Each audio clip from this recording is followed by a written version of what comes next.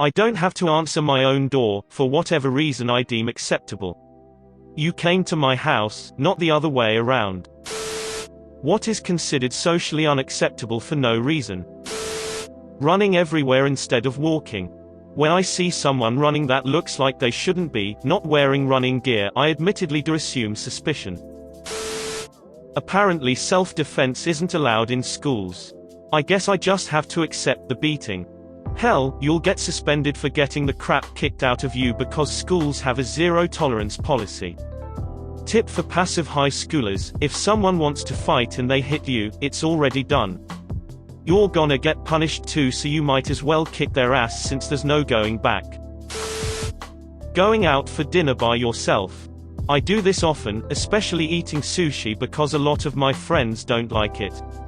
I say screw it and just go. I usually read a book as well if I don't want to talk to people.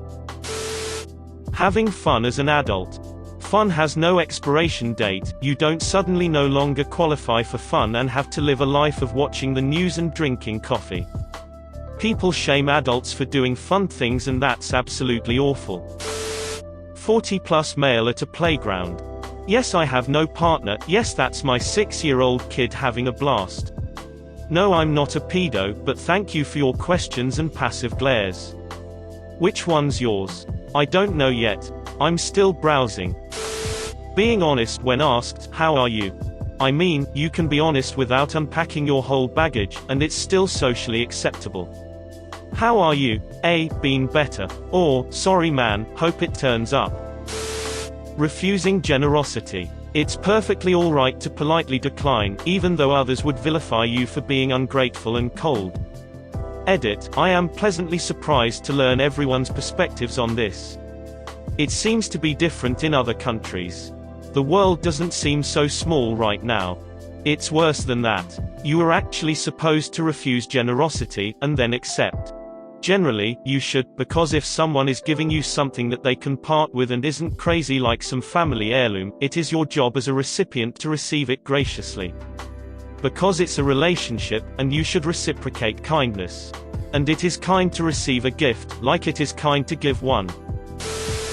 Leaving without giving an acceptable song and dance about why you are leaving. You have basically reached your limit with socializing being not a good enough reason. People who can stand to be around other people for huge amounts of time, more power to you, but me? I can't do that, and I don't want to have to make up an excuse to do so.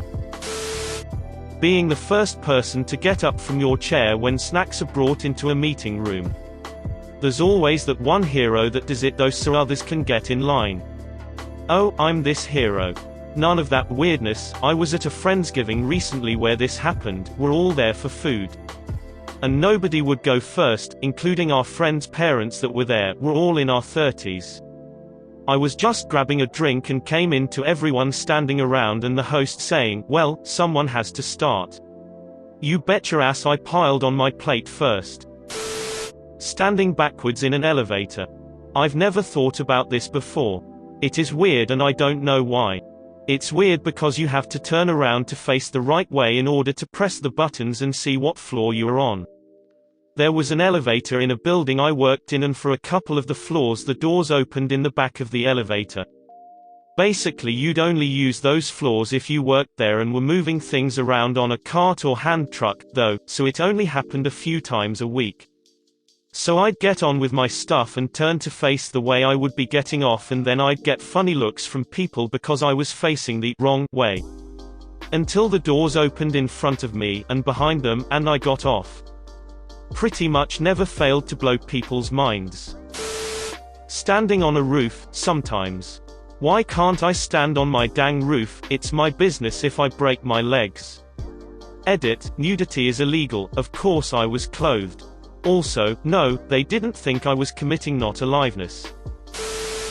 Skipping as an adult. It's unfortunate because it is faster than walking and much more fun than running.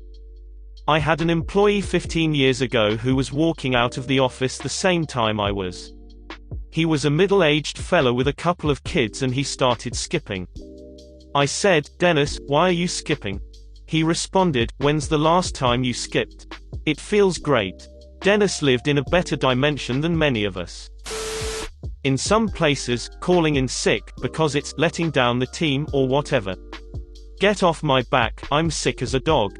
There's little I will accomplish other than feeling like death warmed up, so you aren't missing out on much. Plus I could spread whatever I've got to coworkers, then we're all sick. If I am sick, you shouldn't want me at work, because then everyone else will get sick and it ruins productivity in the office. The only possible reason for demanding a doctor's note, is if you think for some reason I am lying about being sick. And considering I'm sick, I'm not going to get one. Because I'm sick. So what makes you think I'm leaving the house for a stupid bit of paper? And to be clear, I'm not talking about you the commenter, I'm talking about bosses etc. at work locations.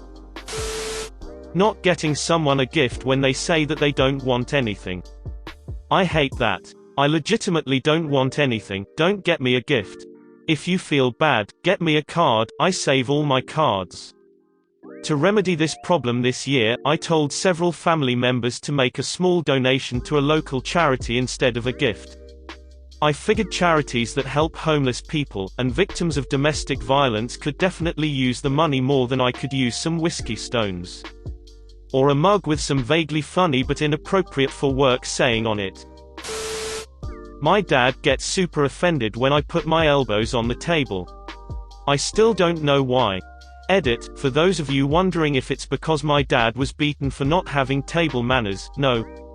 While my grandpa was a drunk, he didn't beat his children. Lus, my dad puts his elbows on the table and doesn't reprimand anyone but me. He flicks or hits my elbows off the table when I do it. It comes from partial education and lack of nuance. It's generally accepted by etiquette experts that resting your forearms or elbows on the edge of the table between bites is fine.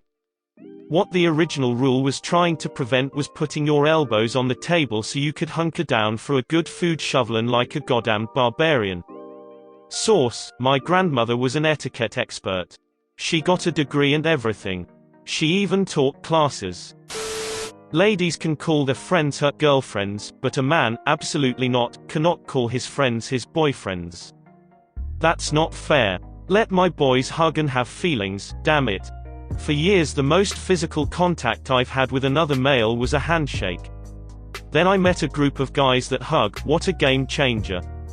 We unironically hug, say we love each other, talk about our problems and stresses.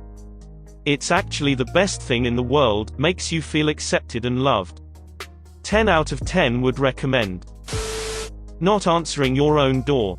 When there's like a salesman at someone's door, they won't want to answer but they will act like no one is home, and be really quiet so the person outside the door doesn't hear them. But it's your house. I could just stare at a salesman out the window as he rings my bell, who cares, it's my house. I don't have to answer my own door, for whatever reason I deem acceptable. You came to my house, not the other way around. My neighbor also came to my house the other day, rang my doorbell, and I was trying to put my son down for a nap so I didn't go down.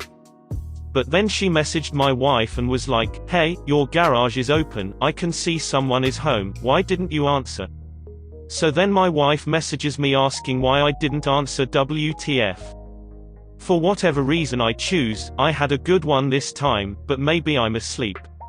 Maybe I'm taking a shower, or a dump, or in the backyard, or maybe I'm scratching my nuts on the couch.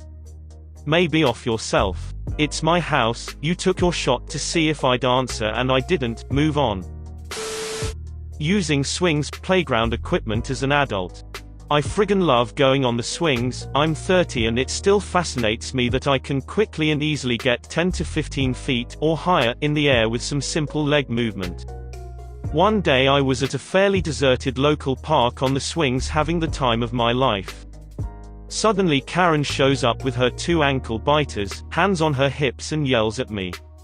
"What are you doing on there? The swings are for the kids, not adults. My tax dollars paid for these swings, and there's no sign saying that I can't, so I'll use them as much as I damn well please whenever I want." How much tax did little Johanathan and little Kimberly pay last year? None. Guess they can't use the swings either. Edit, some more info, I'm in BC, Canada. The swings were not the crappy weak ones, but had thick chains and rubber seats. I'm sure they were more than capable of holding my 190-pound self. I didn't tell Karen to off herself, but I did tell her to have a nice day. Don't let your inner kid die. Nothing wrong with getting a little high now and then. Like and subscribe for more funny, interesting, and scary r/ask Reddit videos.